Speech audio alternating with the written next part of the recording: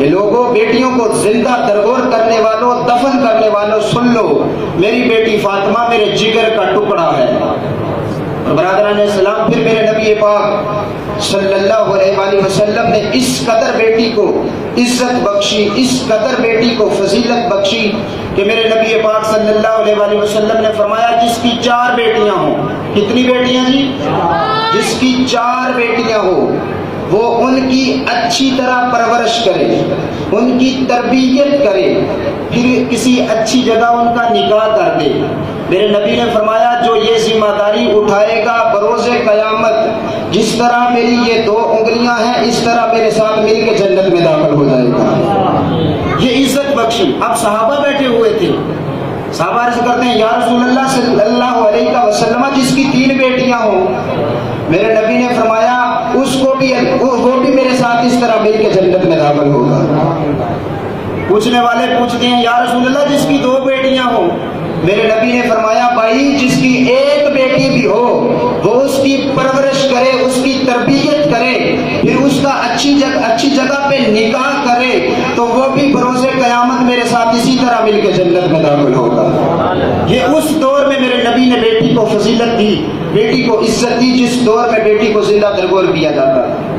حضرت عائشہ صدیقہ کائنات ام المومنین حضرت عائشہ صدیقہ رضی اللہ تعالیٰ عنہ آپ روایت کرتی ہیں کہ میرے پاس ایک عورت آئی، اس کے ساتھ اس کی 2 بیٹیاں تھیں، تو میرے پاس اور تو کچھ نہیں تھا، 3 کھجوریں تھیں، میں نے اسے دے دی۔ اب اس عورت نے کیا کیا، 1 کھجور اپنی ایک بیٹی کو دی، 1 کھجور ایک اپنی بیٹی کو دوسری بیٹی کو دی۔ کھجور دینے کے بعد 1 کھجور اس کے پاس بچ گئی۔ میرے دل میں خیال آیا، میں سوچ رہی تھی کہ یہ جو 1 کھجور بچ گئی ہے یہ خود کھا لے گی، لیکن اس ماں نے کیا کیا کہ اس کھجور کے بھی 2 حصے کیے، 1 حصہ اس اور اپنی بیٹی کو دیا، 1 حصہ دوسری بیٹی کو دیا۔ میں اس کا یہ طرز زندگی یہ دیکھ کر حیران ہو گئی کہ اس قدر بیٹی سے محبت، اس قدر بیٹی سے پیار۔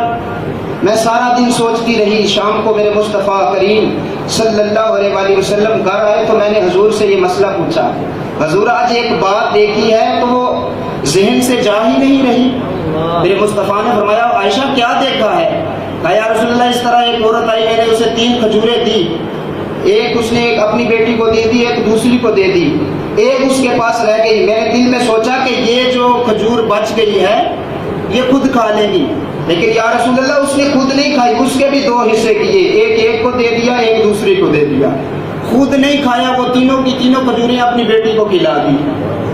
تو حضرت عائشہ روایت کرتی ہیں کہ جب میرے مصطفیٰ نے یہ بات سنی تو کافی دیر تک خاموش رہے۔